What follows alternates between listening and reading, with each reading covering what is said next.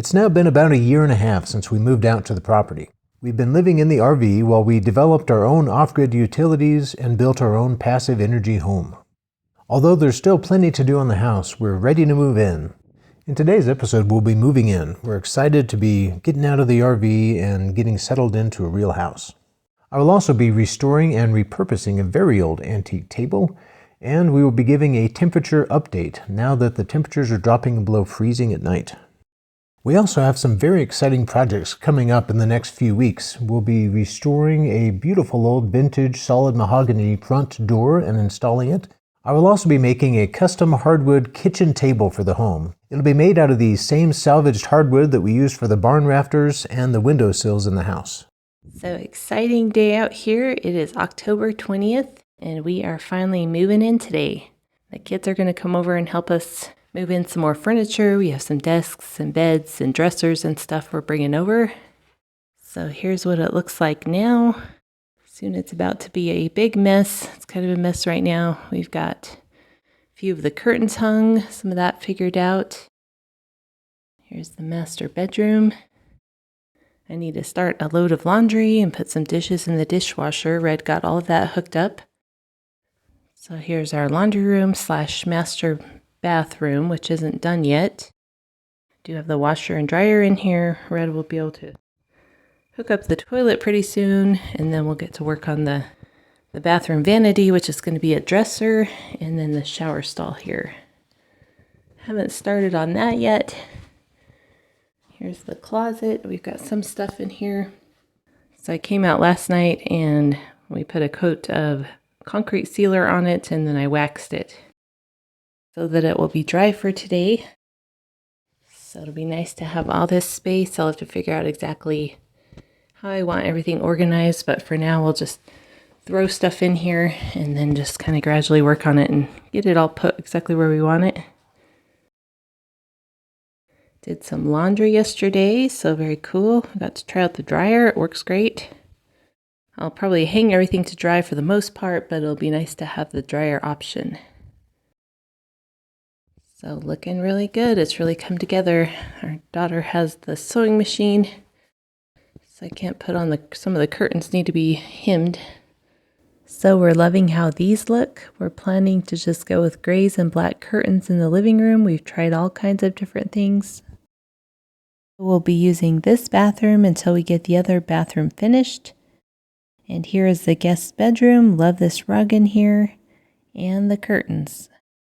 It was 36 degrees outside last night and the low inside the house was 68. So super nice temperatures in here. It's been getting really cold in the RV, so we are excited to be moving in before winter.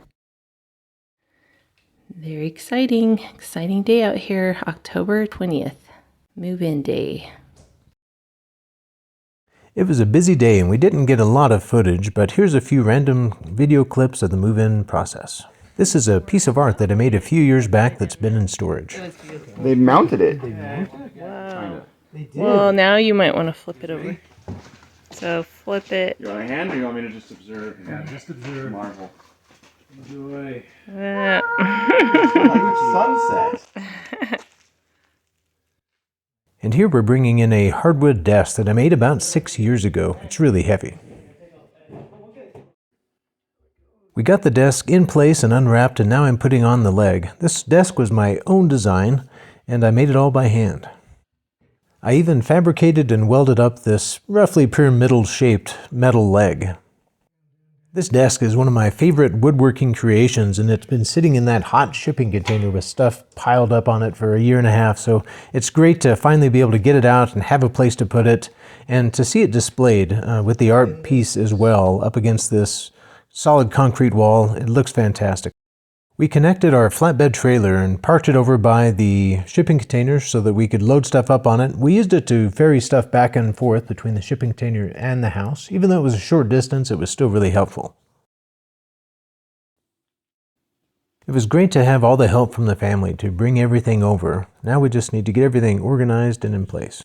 We like to get everything put up and unpacked fairly quickly, just putting them up wherever seems naturally without thinking about it too much.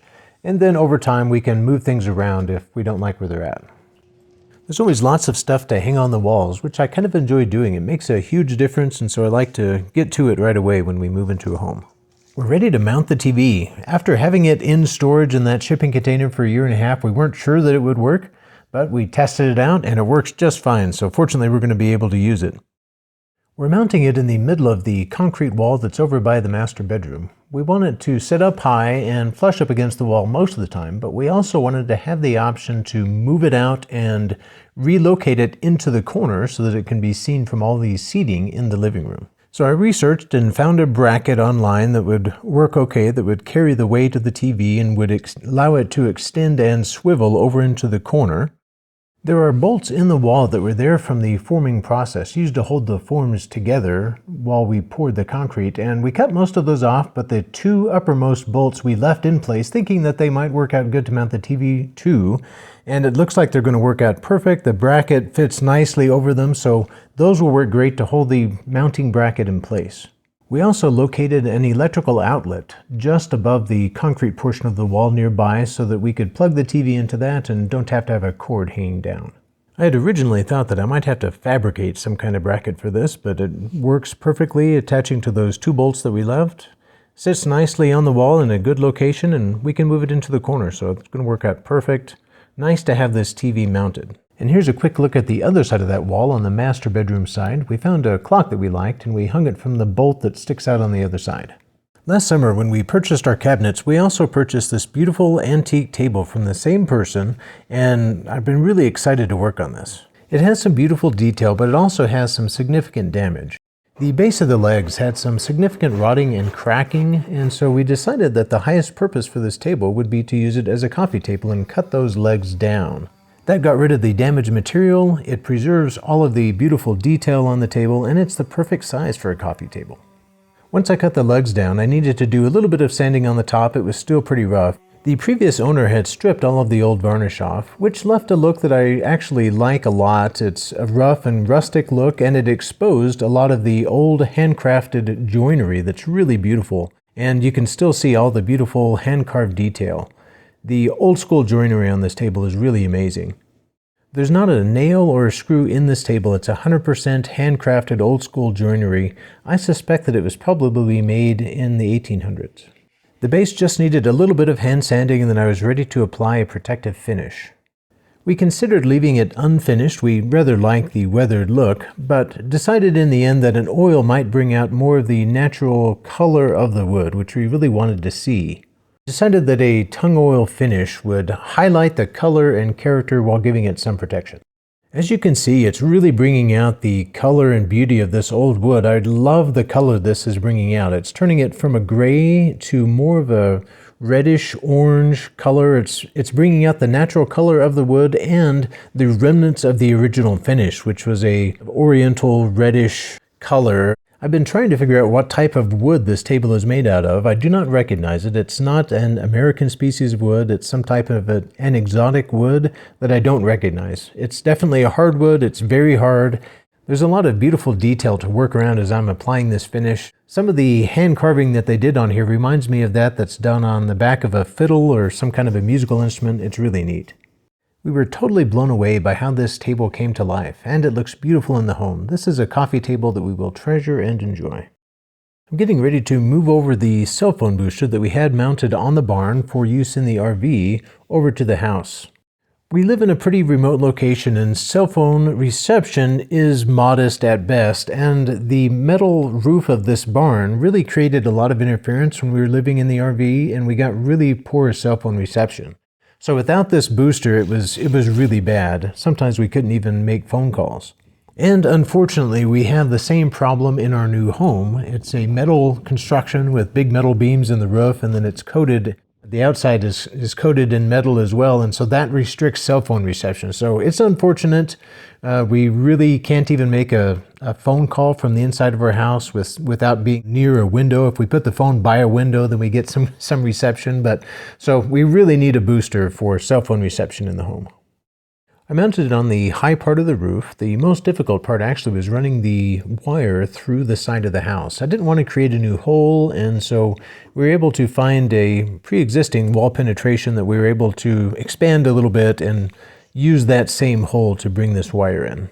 These walls are really thick, and so it's really difficult to fish this wire through, and so I had to go through with a drill bit and then attach or tape the wire to the back of the drill bit and then pull it all through together. Definitely took a little bit of doing and a little bit of struggle, but we got it in the end. Fortunately, we had an outlet nearby, so we mounted it close to where it comes through the wall, and it's all hidden behind the desk. We barely had enough cord to reach in the house. We used every bit of it and had to go diagonal in one place. It wasn't quite perfect, but fortunately we were able to make it work.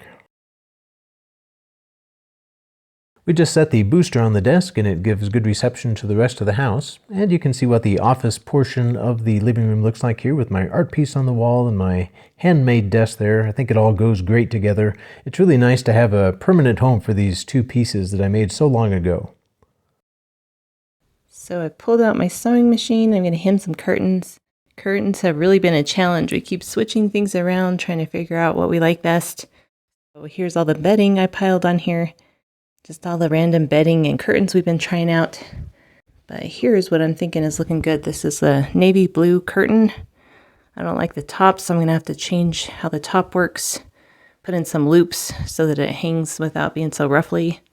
And then I had these kind of a blue-gray curtains, so I'm really liking how that's looking. I'm going to hem the one on the short window, and then I need to hem these curtains that go in the kitchen. So we got a lot going on in here, but got the sewing machine set up here. This is my great-grandpa's sewing desk that he made.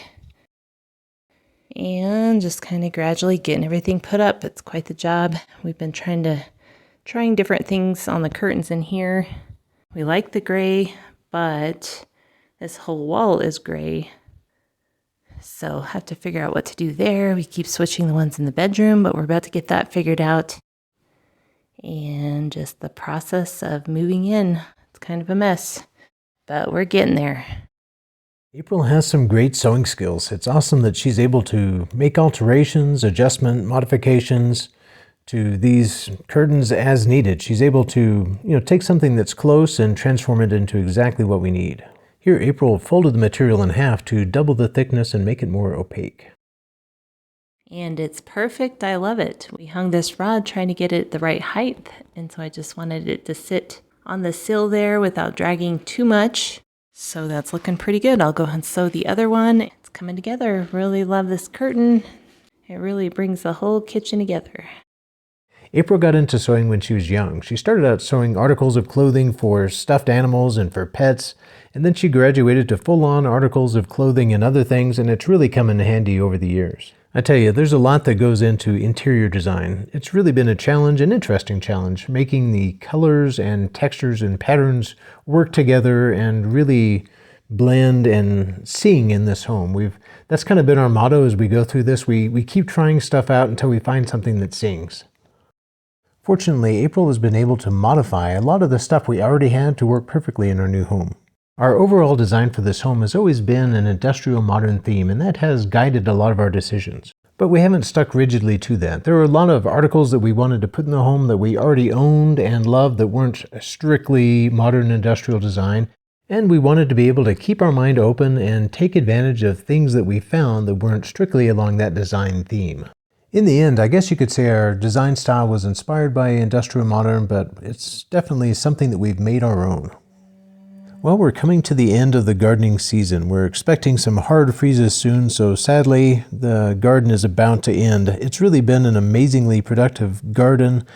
I've really been enjoying the fruit from it, and we're still getting a little bit, but it's dwindling down fast as the nights get colder and the season changes. In the past, we've tried protecting the garden through the first few freezes to try to extend the growing year, but we've never had much luck. So sadly, this year, the first freeze will mean the end of the garden. There are a few places in the kitchen where I need to add shelves, and this corner here between these two cabinets is one of them. I'm reusing one of the oak drawer faces from an unused cabinet to make these shelves. I think it'll be the perfect size. I'm also using some of these salvaged oak from the bunk bed to create a shelf for on top of the microwave. We decided to use this oak in order to match the windowsill oak that we'd used in the rest of the house, and I'm just finishing that with the tung oil as well to keep its natural appearance. So it is October 24th. It's been up to 77.9 degrees today. We're at 76.8 now. It's starting to cool off a little bit. Been making good progress, getting moved in. I should have cleaned up first before I got a little video here, but here's kind of how it's looking. Everything's really coming together. Got the guest bedroom all done. Got the curtains figured out. Been ironing. So looking really good in here.